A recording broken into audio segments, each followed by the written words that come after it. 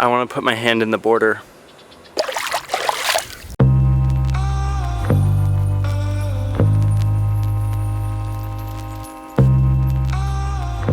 I'm standing in the United States, it's 103 degrees, and I'm looking across a river into Mexico. If someone wanted to, they could just swim across in like 2 minutes. Border Patrol has all of these mechanisms for making sure that that doesn't happen. Eyes in the sky. GPS coordinates. Conic spots. Ocean X. Ray tower. The ATVs. There's a laser. Alpha 5. Shallow draft.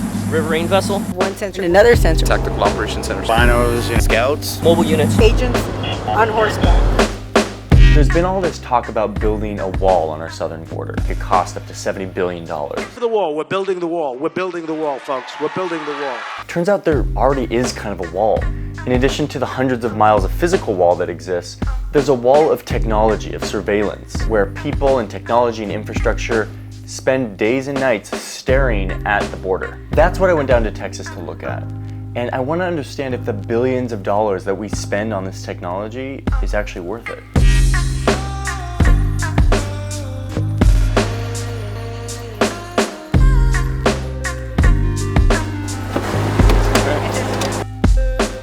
These white blimps, which are actually called Aerostats, are tethered to the ground and have cameras on them. These cameras can zoom in to miles and miles away to see what's going on the ground. They can see in the dark with infrared. They're able to see any sort of movement. This thing is called a raid tower. I just spent like 20 minutes inside of the control room. Man, we were able to like zoom in on people on the other side of the border, and it was like super clear and perfectly focused. Then you have seismic sensors. It's picking up movement. Sensors are set up to kind of create a path. Let's say, you have one sensor go off, a few minutes later another sensor goes off, so that lets the agent know that they're taking a certain route. Now if it's that one sensor and another sensor, okay, they're taking another route, and you know how long it takes from point A to get all the way to, let's say, the highway. So it kind of gives us an opportunity to gauge the amount of time that we have to respond.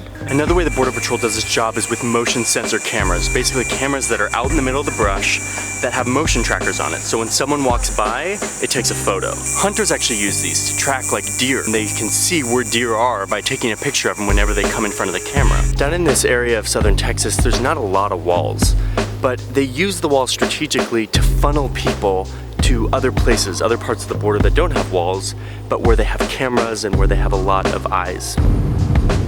Now it's time to go on some boats with the Border Patrol. You have to get past us before you can even touch dry land.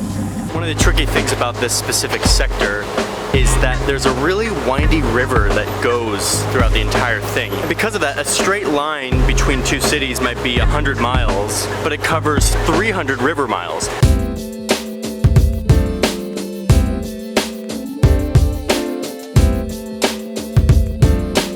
No matter how much fancy technology they have here to stare at the border, the most important function and skill that these Border Patrol agents have is what they call cutting sine. There's brand new fresh sign right there. There's gonna be somebody here right now. What's that? There's somebody here right now. Sign can be anything. A boot print, matted down grass, stuff left behind. His heel right here and how it's kicked up, that tells us that he's running. They use old hunting techniques in order to find out who was in an area, where they went, how many people, what they were carrying. Over the years, these Border Patrol agents have developed a keen sense for tracking down migrants. The Native Americans did tracking. It goes way back. If you're hunting, you track.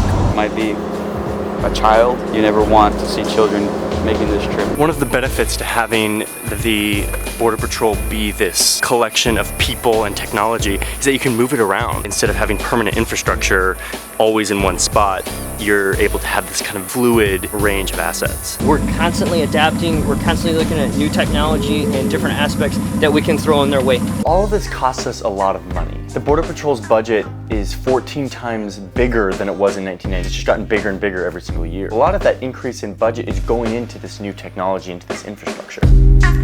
And so the next question is this actually effective? Only 30% of the people who are actually crossing into our country get caught by the Border Patrol. 30%. Even with all of this technology and all these people and all of these mechanisms for staring at the border, including walls, they still have a very difficult time keeping people from entering our country. So in American politics, if we're going to have this discussion about securing our border, we need to come to terms with the fact that this is an expensive and very complicated enterprise. And the idea that we can put up a wall or any other technology that would just solve the problem is ignorant and naive to the reality on the ground.